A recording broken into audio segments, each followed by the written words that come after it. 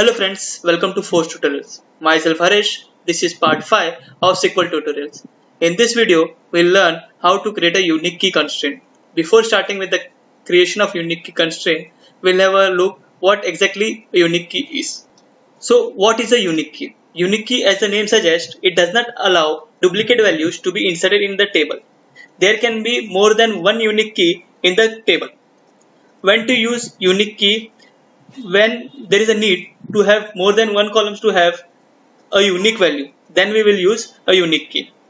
What is the difference between a unique key and a primary key? This is a very important question from the interview point of view. So what is the difference between a primary key and a unique key? There can be only one primary key in the table. Primary key don't allow null values. Unique key on the other hand allow null values, but it will allow only one null value. So now I will start with a demonstration of how to create a unique key. We'll launch our SQL Management Studio.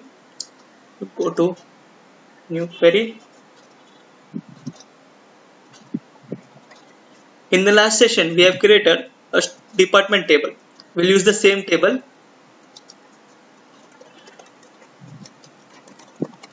Use student DB. Select star from department. So this is a department table. Now, if we go to expand database, student DB, tables, you can see department DB.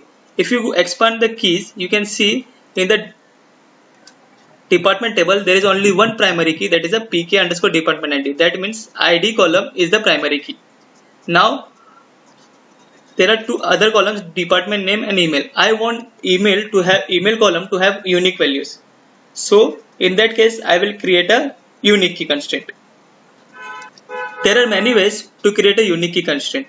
We can create a unique key constraint through designer, that is through object explorer, and through query also. So I will explain you both the ways. First we'll start with the designer view. Right click on the table.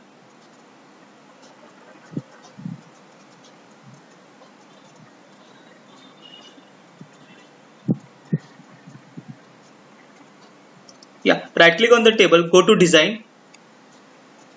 In the design menu you can see the column listed here. Right click on the email column, select indexes and keys. So here as you can see our table already have primary pk underscore department as the key. So that key has been listed here. If you want to add a new key, click on add, name of the key. Since we are going to create a unique key, the name would be uk underscore name of the table underscore name of the column, that is email. And the column that will, in the column section you need to select the column which will be the unique column. So email would be the unique column. Click on OK. Once I click on add, the key will be added. So in this way you can add a key through object explorer.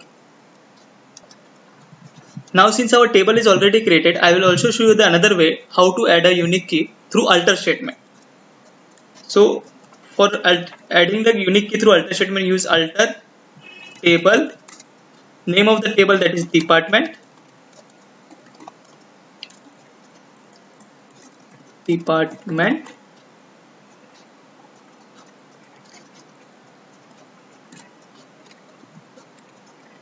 add, what we are going to add a constraint. So add constraint,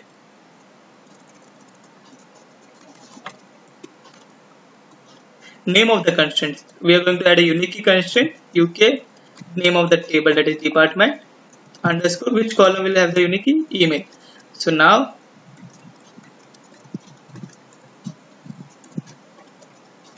unique key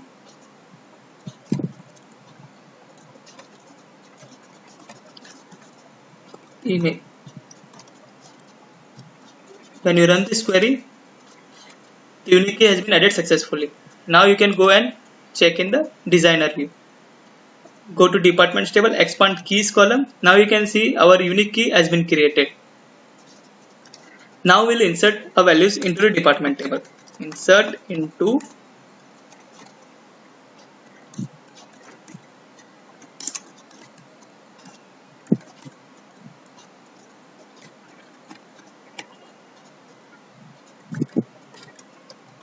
since it has 3 columns.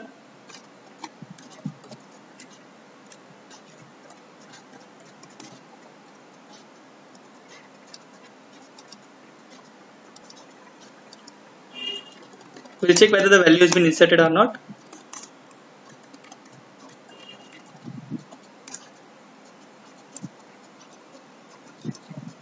Now we can see our value has been inserted. Now we will try to insert a duplicate value in the email column.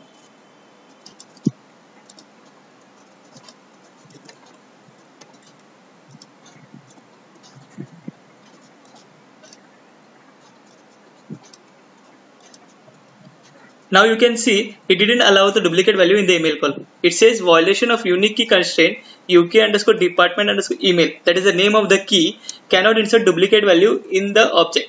So as we have seen in the definition, unique key doesn't allow the null values. Doesn't allow the duplicate values, sorry. Unique key doesn't allow the duplicate values. Now we'll check whether unique key allows the null values or not. We'll try to insert a null value in the emails column. Yeah, the null value is inserted. So this shows that unique key allows null value, but it allows only one null value. We'll also verify the same, whether it allows more than one null value or not.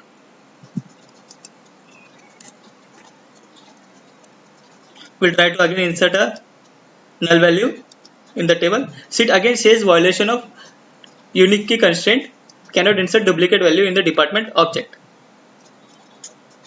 So this proves that unique key does not allow the duplicate values. It does allow the null value, but only one null value. That's it for today. Thanks for listening. Have a great day.